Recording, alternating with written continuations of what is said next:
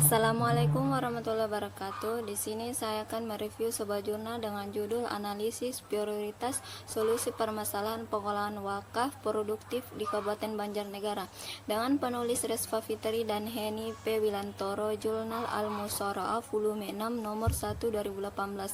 Sebelum kita masuk ke masalah yang menyebabkan pengolahan wakaf belum optimal di Kabupaten Banjarnegara, terlebih dahulu saya akan menjelaskan apa yang dimaksud dengan wakaf.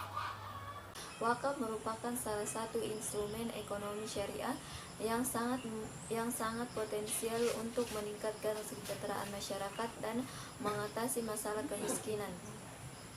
Wakaf memiliki dua sisi hubungan, yakni hubungan kepada Allah dalam bentuk ibadah dan juga sisi hubungan kepada manusia dalam bentuk muamalah. Wakaf memiliki fungsi sosial yang dapat memberikan maslahat yang sangat besar untuk masyarakat, baik muslim maupun non-muslim, jika dapat dikelola secara produktif dan optimal.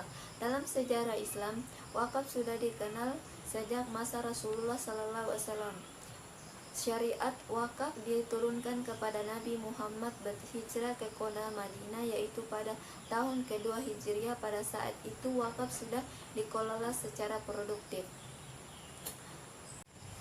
Masalah yang menyebabkan pengolahan wakaf belum optimal di Kabupaten Banjarnegara terbagi menjadi 3 bagian. Yang pertama itu masalah sumber daya manusia.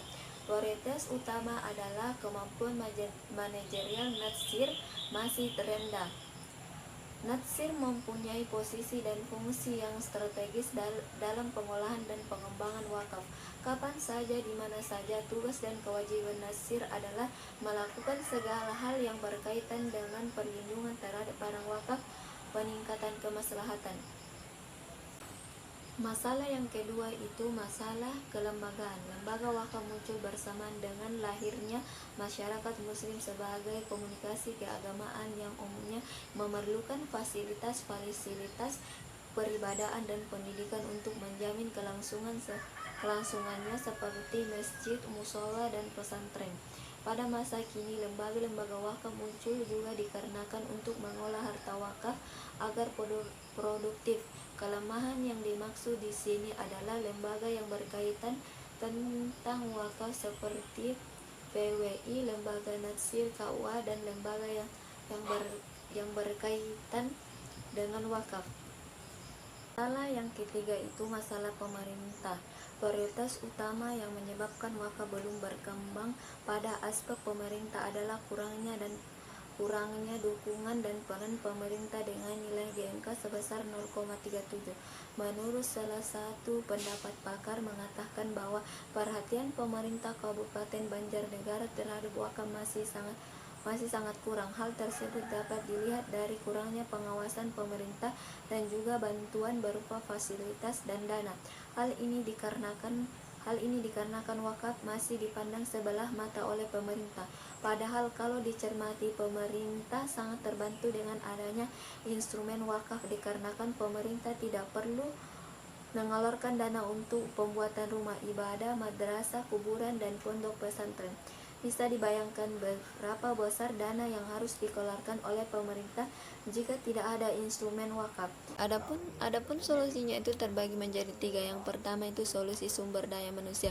Prioritas utama pada aspek solusi sumber daya manusia adalah pembinaan dan pendampingan Natsir dengan nilai GMK sebesar 0,30. Solusi ini sangat penting mengingat masalah manajemen Natsir dan tingkat kreatifan Natsir di Kabupaten Banjarnegara masih rendah. Natsir memiliki tugas dan kewajiban yang cukup besar, namun perhatian terhadap kompetensi Natsir masih kurang. Berdasarkan PP nomor 42 tahun 2006 pada pasal 53 menyatakan bahwa Natsir berhak memperoleh pembinaan dari Menteri dan BWI. Dengan adanya pembinaan dan pendampingan Natsir yang intensif diharapkan mampu meningkatkan kreatifan dan manajerial pada Natsir sehingga dapat mengelola harta benda wakaf dengan baik. Kendala yang dihadapi dalam pembinaan dan pengawasan Natsir di Kabupaten Banjarnegara adalah kendala pendanaan yang masih minim untuk melakukan kegiatan pelatihan dan pengawasan. Solusi yang kedua yaitu solusi pemerintah. Prioritas utama pada aspek solusi pemerintah adalah membebaskan biaya sertifikasi tanah wakaf dengan nilai GMK sebesar 0,8. Legalisasi tanah wakaf mempengaruhi investasi terhadap tanah wakaf. Apabila tanah wakaf tidak memiliki legalisasi secara hukum dapat menimbulkan kurangnya minat investor untuk menanamkan modal terhadap aset-aset wakaf karena berisiko tinggi.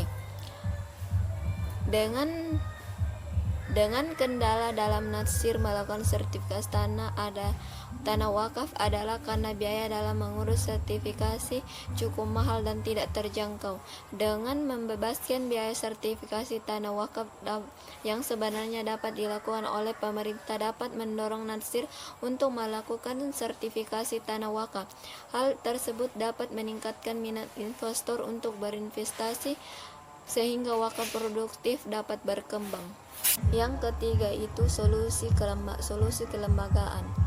Solusi yang dapat diberikan untuk mengatasi masalah kelembagaan dari hasil pengolahan data yang diperoleh menunjukkan bahwa prioritas utama pada aspek solusi kelembagaan adalah meningkatkan koordinasi dengan lembaga terkait lain dengan nilai geometrik mean atau GMK sebesar 0,255. Kelembagaan yang dimaksud adalah lembaga yang terkait dengan wakaf selain BWI, LAX, dan BAX dan lembaga wakaf yang dimiliki ormas Islam. Lembaga tersebut misalnya adalah lembaga bisnis. Dukungan lain lembaga bisnis memang sangat dibutuhkan untuk menjalin kemitraan dalam rangka menggerakkan seluruh potensi ekonomi yang dimiliki oleh aset wakaf. Untuk hasil prioritas dari masing-masing aspek menunjukkan bahwa 3 solusi yang paling mempengaruhi tingkat pengolahan aset wakaf adalah sosialisasi dan edukasi kepada masyarakat untuk meningkatkan koordinasi dengan lembaga terkait dan membebaskan biaya sertifikasi tanah wakaf. Itulah yang dapat saya paparkan. Assalamualaikum warahmatullahi wabarakatuh.